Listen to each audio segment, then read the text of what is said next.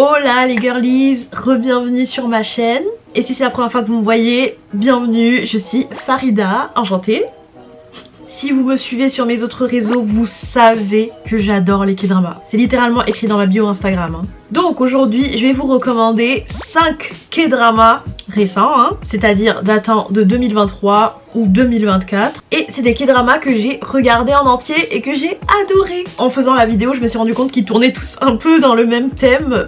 Et je trouve ça drôle parce que ça veut dire que tout le long de 2023, en fait, j'ai regardé que des K-dramas qui étaient tous un peu dans la même sphère, mais c'est pas grave. Et voilà, si vous êtes des fervents de la réincarnation ou du drame ou des histoires de vengeance ou des histoires fantastiques, cette vidéo est pour vous.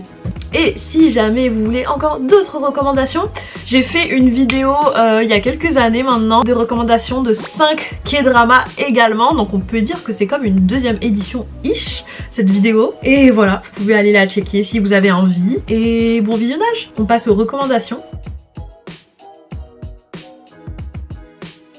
Oh my god, on commence fort, on commence avec mon préféré de tous, j'ai envie de dire, même s'ils sont tous vraiment incroyables, mais en tout cas c'est le plus récent que j'ai regardé, je l'ai littéralement fini hier, c'est Death's Game, ou le jeu de la mort en français. C'est pour les gens qui aiment les séries d'action, le suspense, le fantastique et tout ce qui est thriller. Alors, l'histoire, c'est celle de Yi-jae. Il est sans emploi depuis 7 ans, il se fait arnaquer, du coup il perd toutes ses économies, il rompt avec sa copine. En fait, il a vraiment une vie de...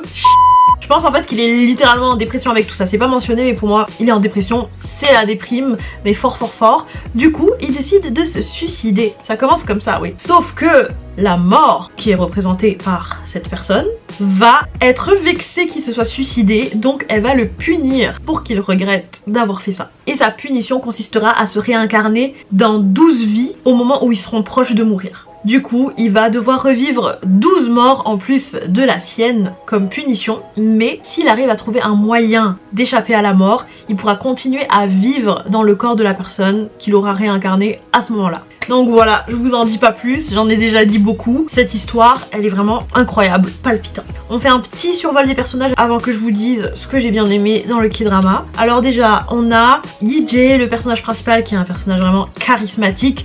Et je trouve ça drôle parce que dès le début, il est charismatique. Alors qu'au début, c'est vraiment le mec, il a envie de se suicider, il a une vie pourrie et tout, mais il est quand même charismatique. Mais ça, je pense que c'est vraiment l'acteur.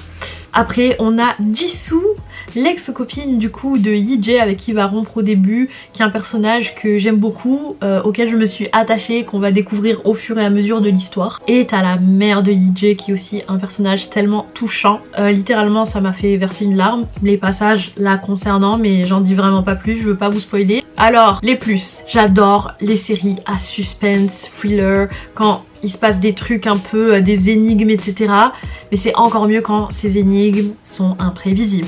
Parce que des fois t'as des thrillers qui sont vraiment incroyables, mais qu'est-ce que c'est prévisible. Mais là pour le coup je trouve qu'il y a quand même pas mal de choses, tu t'y attends pas. Surtout au niveau du type de personne qui réincarne etc. C'est dingue en fait. Ensuite t'as aucun épisode où tu t'ennuies. Genre il y a 8 épisodes et je trouve que le nombre d'épisodes est très très bien choisi parce que à zéro moment tu t'ennuies, il n'y a aucun moment inutile. Je trouve aussi qu'il y a une bonne balance entre tous les aspects de l'histoire parce que t'as un peu une partie action, une partie plus touchante et aussi au fur et à mesure de l'histoire t'apprends aussi à connaître le personnage principal parce que dès le début quand on le rencontre, il se suicide. Pas directement mais voilà, t'en apprends pas plus que ça sur le déroulé de sa vie.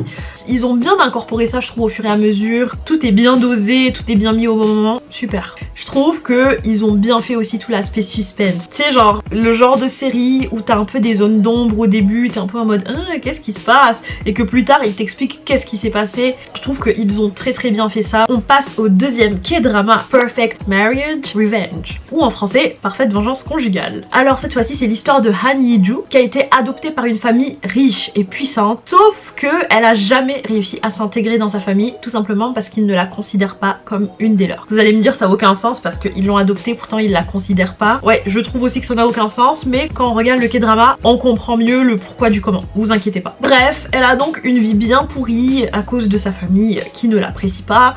Même quand elle va se marier, elle va encore avoir une vie pourrie auprès de son mari. Elle va mourir dans un accident et lorsqu'elle est sur son lit de mort, elle va découvrir un petit peu les secrets, le vrai visage de sa famille, le fait qu'en fait il l'aimait pas, etc. En fait, tous les masques qui tombent juste avant sa mort. Après elle meurt, mais ça s'arrête pas là. Comme vous pouvez bien le deviner, elle va se réveiller pile 1 an avant sa mort. Et à ce moment-là, elle est tout juste fiancée à son mari. Et vous vous doutez qu'elle va essayer de changer le cours de l'histoire. Et surtout qu'elle va se venger de sa famille qui l'ont traitée comme une moins que rien. Et c'est génial. Petit survol des personnages. Han Hee-joo, personnage principal que j'ai beaucoup aimé. So Do-guk qui est le protagoniste masculin. Et ça sera son acolyte de vengeance et son love interest dans l'histoire. Il y a plusieurs personnages qui sont quand même importants. Mais je vais surtout me concentrer sur ceux que moi, personnellement, j'ai apprécié. T'as Cha Yeon-hwa, la mère de Do-guk que j'ai adoré franchement. Et t'as la mère adoptive Lee Jong-hye. Je l'ai aimée et je l'ai pas aimée. Je l'ai pas aimée parce que c'est une des méchantes dans l'histoire. Donc forcément elle fait des crasses à notre personnage principal, on n'aime pas ça.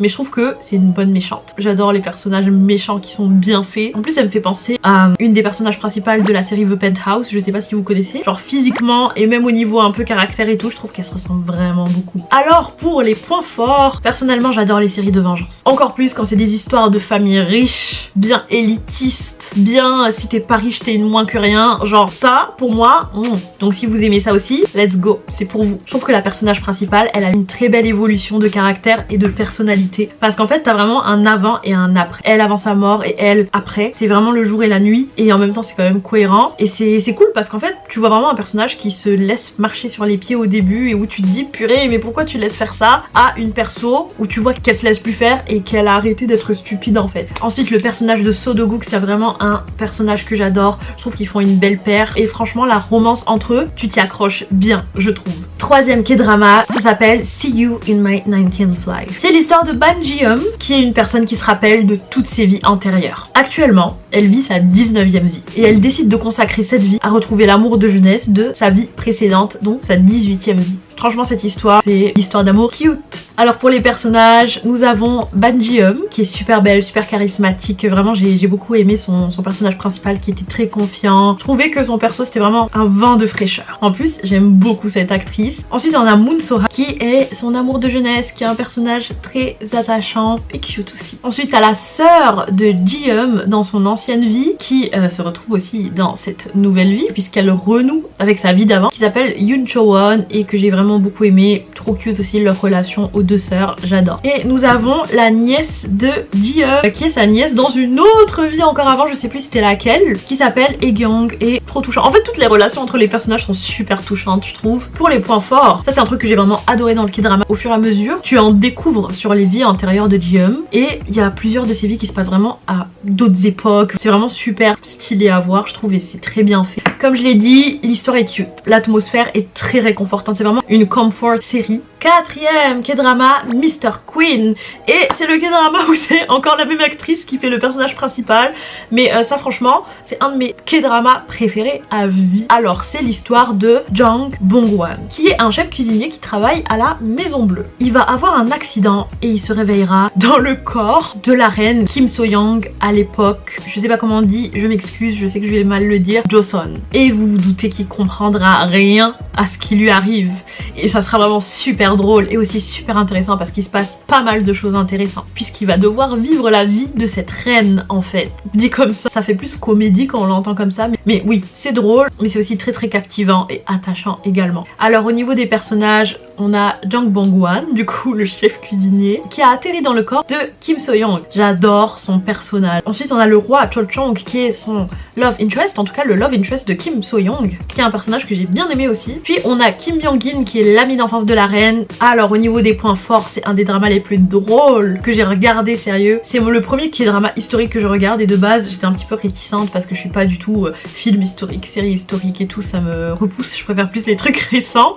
Mais j'ai quand même regardé et je n'ai aucun regret parce que c'est vraiment très bien. Je n'ai pas du tout eu du mal à me mettre dans l'histoire malgré l'aspect historique etc. Et c'est vraiment un des K-dramas que je regarderai avec grand plaisir.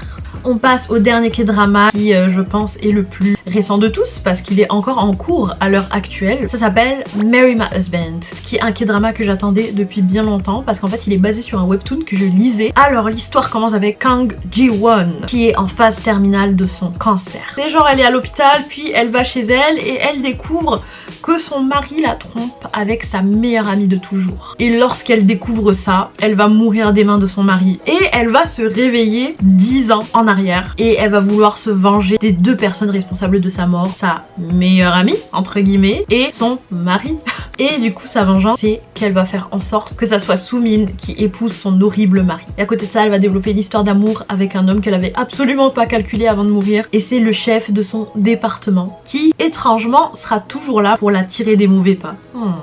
Alors, au niveau des personnages, on a Kang Ji-won, ensuite on a Jang Soo-min, vraiment c'est dingue. Je vous ai dit, j'ai lu le webtoon et vraiment, elle a réussi à vraiment dépeindre l'énergie de peste de Soo-min dans le webtoon. Ensuite on a Park Min-won qui lui aussi dégage la même énergie que dans le webtoon. Et t'as Yoo Ji-hyuk qui est le love interest on va dire. Alors les points forts, comme je vous ai dit, c'est basé sur un webtoon et le webtoon je l'ai pas lu en entier, j'ai pas fini, faudrait que je m'y remette. Mais l'histoire en fait elle est dingue, donc je n'attends pas moins de ce K-drama. Vu qu'il se base dessus, c'est sûr que l'histoire elle va être très cool. Et c'est un de ces K-dramas en fait où t'as une belle évolution du personnage principal qui passe de loser à winner et j'adore ce genre d'histoire. Je trouve ça super, super inspirant, super satisfaisant comme dans Perfect Marriage Revenge. Et j'en dis pas plus parce que il est toujours en cours.